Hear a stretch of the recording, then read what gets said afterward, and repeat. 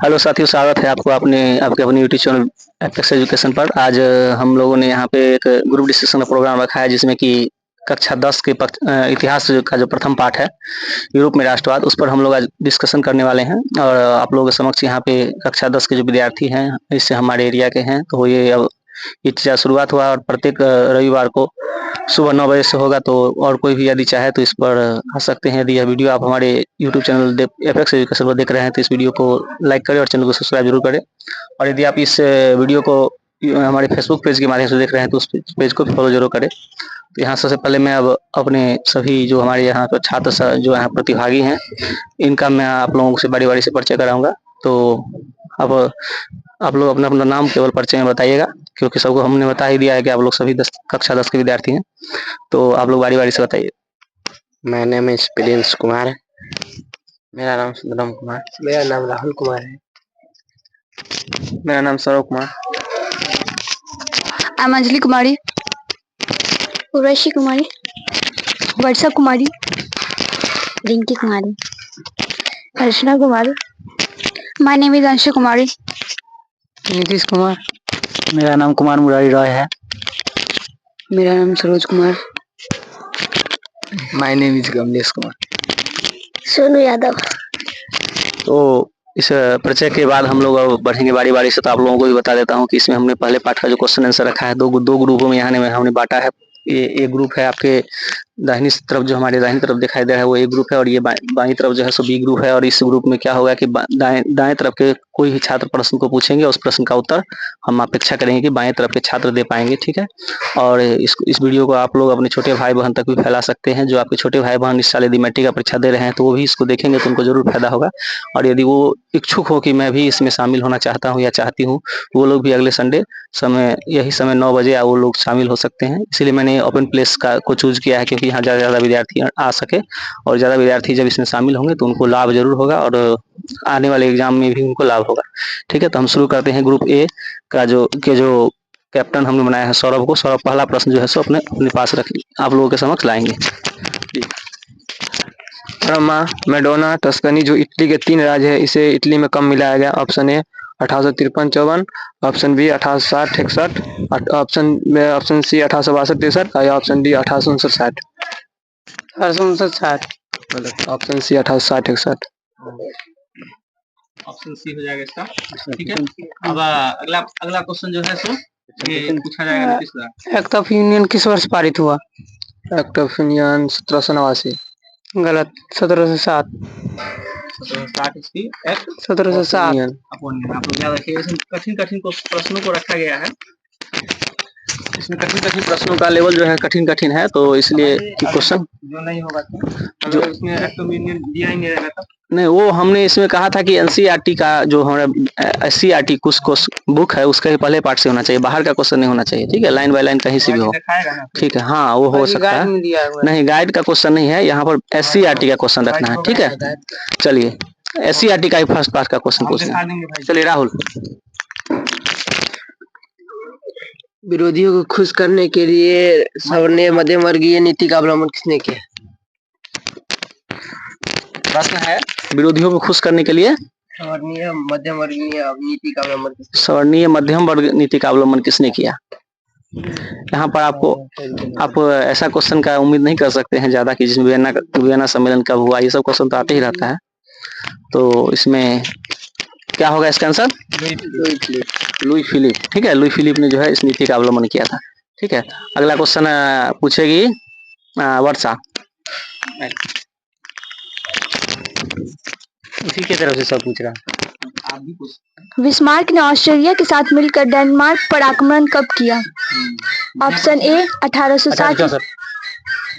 सही बात है, ठीक है। अब इधर से सरोज क्वेश्चन पूछेगा। 1864। ठीक है। सुधारवादियों ने 22 फरवरी 1848 ईस्वी को पेरिस में किसके नेतृत्व में एक विशाल भोज का आयोजन किया? देखना नहीं है बंद करो। हाँ, जब प्रश्न पूछा जाएगा तो आपको बंद रखिएगा। हाँ, क्वेश्चन है, एक बार तुम रिपीट कर दो प्रश्न को। सुधारवादियों ने किसके नेतृत्व में भोज का आयोजन किया था? ये माइक बोलिए। थियर्स के नेतृत्व में 22 फरवरी 1848। ठीक है। चलिए अगला क्वेश्चन। थेट्स की थीमर्स। हाँ वे ठीक है। चलो अंशु तुम पूछो एक क्वेश्चन। कोई भी क्वेश्चन नहीं देखना है। मैजनी का जन्म कहाँ हुआ था? रजनी का जन्म रजनी का जन्म ऑप्शन ओके, जिनोवा और चलिए ऑप्शन नहीं है, आंसर दीजिए। इटली में गलत है। जेनेवा के स्विट्जरलैंड। जेनेवा के स्विट्जरलैंड। मैं क्या बोलूं? और कब हुआ था? 1807 में। 1807 में कहाँ हुआ था? जेनेवा के स्विट्जरलैंड 1807 में जन्म हुआ था। 1805 में हुआ था। 1805 ठीक है। चलिए 1805। अब अगला क्वेश्चन। अंजलि पूछिए। अंजलि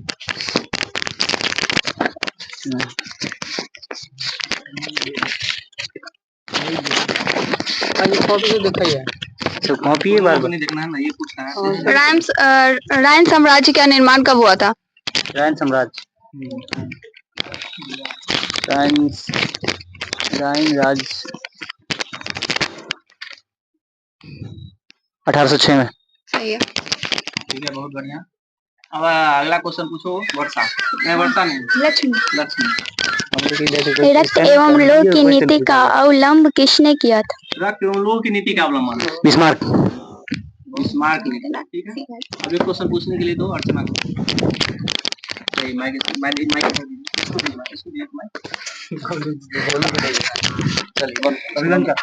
बोलो। 1789 में फ्रांस का शासक कौन था? 1789 में फ्रांस का शासक कौन था? Louis Philippe. कौन था? लुई फिलिप जो है 1789 में नहीं था। ठीक है, 1789 के बारे में था। लुई 16वां। हाँ, लुई 16वां। ठीक है, लुई फिलिप जो है 16 था। ठीक है। चलिए अब ये क्वेश्चन पूछेगा ये सोनू। कोई क्वेश्चन पूछो। मैजनी कौन था? मैजनी कौन था? ये भी क्वेश्चन ठीक है। मैजनी कौन था? साहित्यकार। कौन था? साहित्यकार। यदि मैजनी के बारे में 4 लाइन बोलना पड़ेगा तो क्या बोलिएगा? साहित्यकार गणतांत्रिक विचारों का संबंध। मैजनी मुख्यतः साहित्यकार था, लेकिन वो गणतांत्रिक विचारों का संबंध था। वो गुप्त संगठन कार्बोनरी से जुड़ा हुआ था। पूछे भाई। आप लोगों को बता दें कि अभी जो बीपीएससी का एग्जाम हुआ था, TRE 3D एग्जाम, उसमें पूछा गया था कि मेजनी के बारे में पूछा गया था। इटली के एकीकरण का जनक किसे माना जाता है? तो इटली का एकीकरण का जनक भी जो मेजनी को माना जाता है। ठीक है।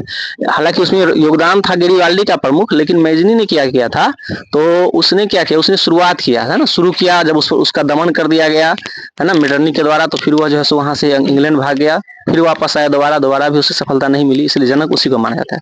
ठीक है। अब अगला प्रश्न सौरभ पूछेगा फिर से। निम्नलिखित में कौन कौन से देश वियना सम्मेलन में भाग लिया था? वियना सम्मेलन भाग लिया था। हाँ, वियना सम्मेलन में भाग लेने वाले देश रशिया, रूस, ऑस्ट्रिया, ब्रिटेन, फ्रांस।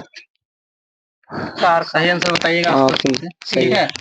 हाँ, तो ये भी क्वेश्चन जो है सो बीपीएससी TRE में ये भी क्वेश्चन पूछा गया था कि किसने भाग नहीं लिया था इसमें का क्वेश्चन, है ना। TRE 3 जो एग्जाम कैंसिल हुआ था उसमें ये प्रश्न। ठीक है। अगला प्रश्न कौन बाकी है? सर बाकी है। हम तो कोई क्वेश्चन ही नहीं किया भाई। नहीं तैयारी किया तुम? इधर करिए ये सब क्वेश्चन पूछिए, हम देखो नहीं पूछो। चलो तुम पूछो। लुई 16वां कितने साल तक शासन किया? बंद कर कभी। लुई 16वां का शासन पूछा है, कितने दिनों तक शासन किया उसने? अजी ऑप्शन देगा ना, हम भी दिए थे। दे दो ऑप्शन, दे दो। 4 ऑप्शन दे दो। 18 साल, 21 साल, 15 साल और 13 साल। 18 साल, 15 साल, 15 साल। ठीक है। लुई 16वां का शासन काल 15 साल, 15 वर्ष का।